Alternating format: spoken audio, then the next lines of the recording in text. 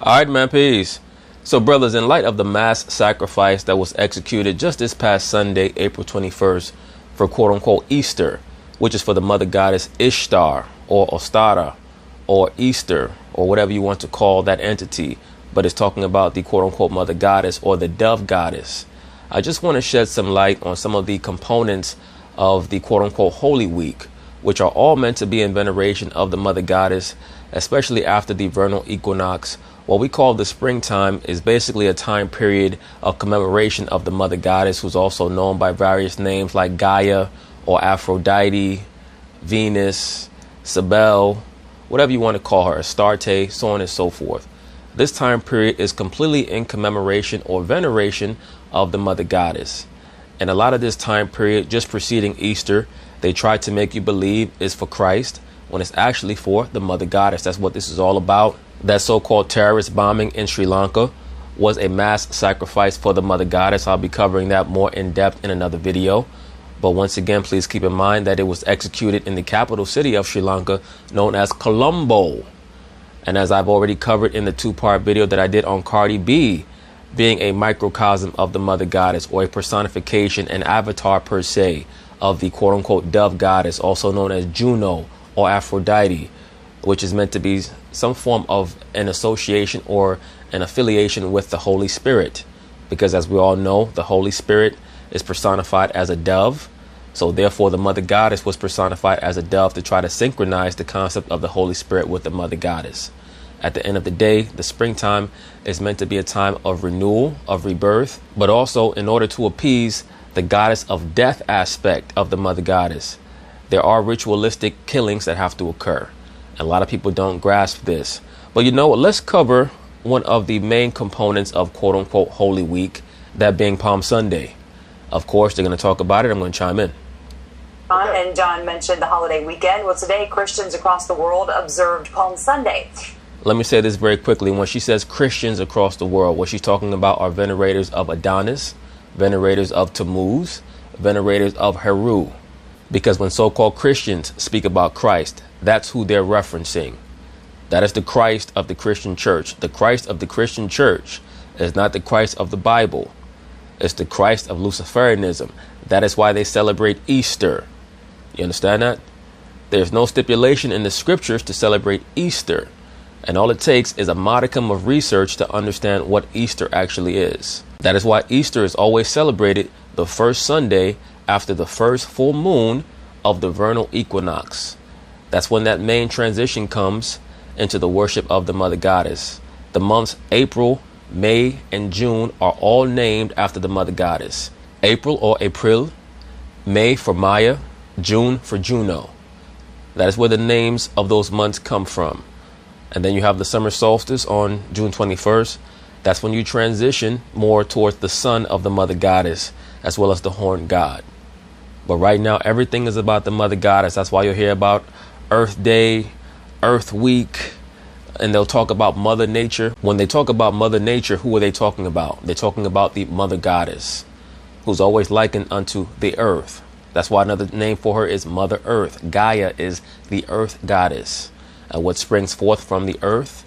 Trees, plants. That is why the son of the mother goddess is always likened unto vegetation, whether it's Tammuz, Adonis, or Heru, who's also known as what? The green man, as the reborn Asar or Osiris. And that brings us to the concept of Palm Sunday. Where does Palm Sunday come from? And this also is a correlation with what I always tell you brothers about symbols. Symbols have a right-hand side meaning or scriptural meaning, and those same symbols have a left-hand side meaning. Why is that? Because there's meant to be some form of obfuscation or confusion so that the chosen can be made manifest based on their ability to distinguish between the left-hand side or Luciferianism and the right-hand side, i.e. the way of the scriptures. You understand? Because when you read John the 12th chapter, it tells us about how Christ rode into Jerusalem and they waved the palms. But Palm Sunday is not in reference to that event. Palm Sunday is in reference to Heru, or as he was also known as Adonis. He was represented by the branch of the palm tree, that tree being his mother, Mira, or the mother goddess, whatever you want to call her.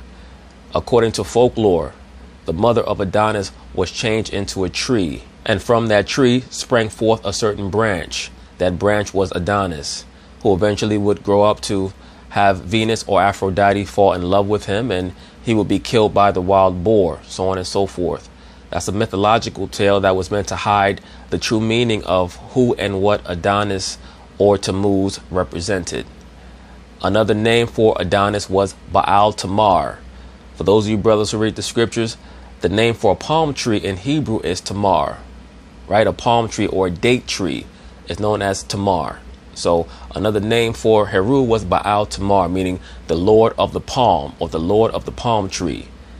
That's why they have this event or this ritual called Palm Sunday, which comes a week before Easter, which is meant to be the ultimate solar ritual for the mother goddess, who normally is likened unto the moon or the planet Venus. But at times she's also likened unto the sun.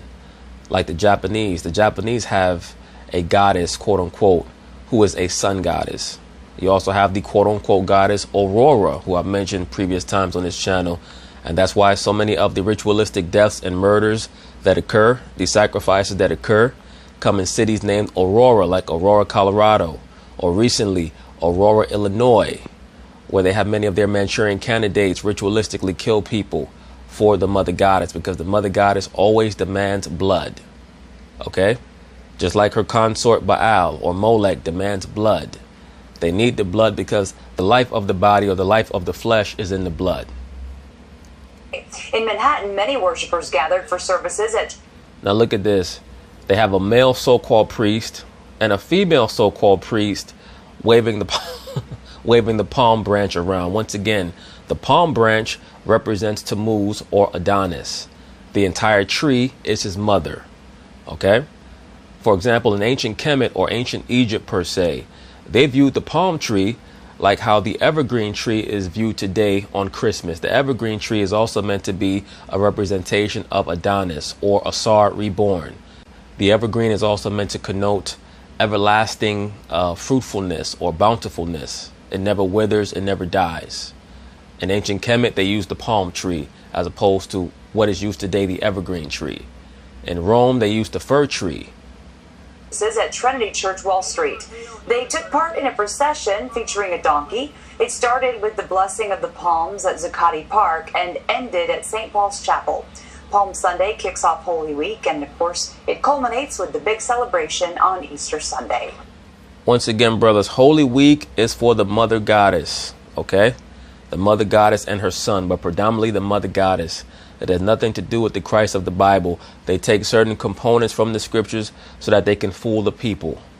But in the Vatican and in the upper aspects of the spiritual, quote unquote, mountain of this society, they know what many of these practices actually go back to. They have nothing to do with Christ. That's why they spend so much money trying to fool people into believing that Christ is Heru, or Christ is just another story that's meant to refer back to Heru. Okay, so now, brothers, we're going to delve into the quote-unquote holiday or the aspect of quote-unquote Holy Week known as Good Friday, quote-unquote Good Friday, which they allege is the day in which Christ died. But no, it's not the day in which Christ died. It's meant to be a harbinger for the coming of the mother goddess. That's why it's known as Good Friday. Okay, the term Friday that we use for that particular day of the week is an allusion to the mother goddess. The word Friday comes from Frigga or Freya, the Norse name for the mother goddess. Christians around the world observe. This person here seems to know that. When I say this person, I'm talking about the anchor to the right, the female dressed in red, because as I've stated in the past, that casts any female, especially one in entertainment, as proverbial Aset or Isis, the quote-unquote lady in red, the great magician, the great witch. And the person on the right is dressed in blue. She's in red, he's in blue. Ice and fire, fire and ice, bringing together of opposites. Man in blue, woman in red. Man is Saturn, woman is Isis or Aset or Rhea per se, because Rhea was the consort of Saturn. Good Friday. The solemn holiday commemorates the crucifixion of Jesus. Tonight in Brooklyn, a Way of the Cross procession moved through the streets at Bensonhurst. The faithful carried a cross, symbolically retracing the steps Christ took before being crucified. Earlier today, crowds followed a Way of the Cross procession from Brooklyn to Manhattan. Brothers, I have to laugh because the level of pretense of the average so-called believer in this or that today, it never ceases to amaze me. It never ceases to amaze me, the level of hypocrisy. These people, they make such a great show of what they're doing. But when you ask them questions about the details of their alleged beliefs, they never have an answer. They can never explain anything. That's how you know that for the most part, what religion really is a form of therapy for basic people. People who not only do not have any type of depth in understanding of what they allege to believe in, but they don't want any depth. They don't want any depth. They just want to feel good. They're like Halle Berry in Monsters Ball. They just want someone or something to make them feel good, because they refuse to adhere to many of the very basic precepts and concepts in the book that they allege to believe in, that being the Bible. How many of these females out there are dressed in a dress? Almost all of them have on pants. I see one female there to the left with a black top on who seems to have on a dress. But even many of the elderly females are wearing pants. Each one of us as Christians have our own crosses to bear in life. And I've covered this already.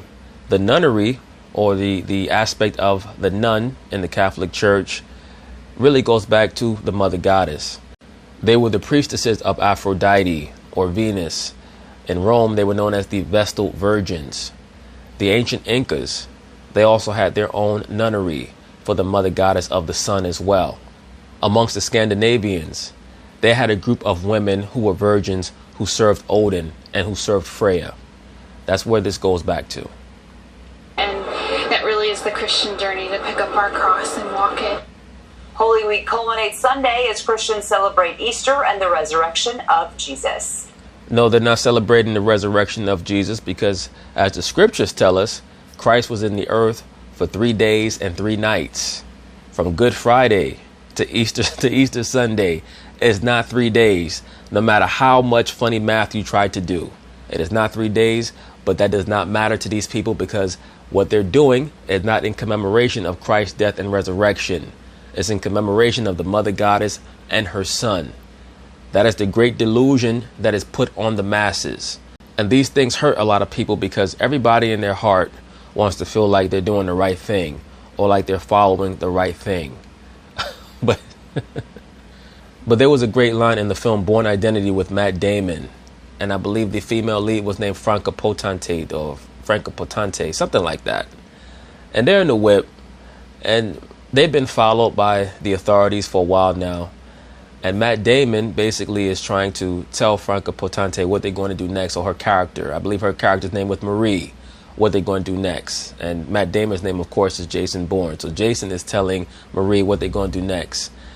And she's looking at him with a very suspicious eye.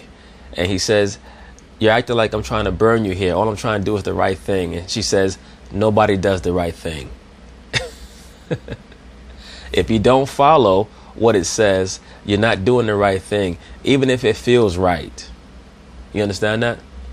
So that's always been my thing. That's why I don't get into conversations or back and forth with people about their religious beliefs. People have the right to believe what they want to believe. You understand that? In the same way, when parents leave the house to their child, if their child is 14, 15 years old, and they leave the house to their child and they go out on a date or what have you, you as a child have the right to conduct yourself however you want in that house. But when your parents come home, you are going to have to pay for your infractions.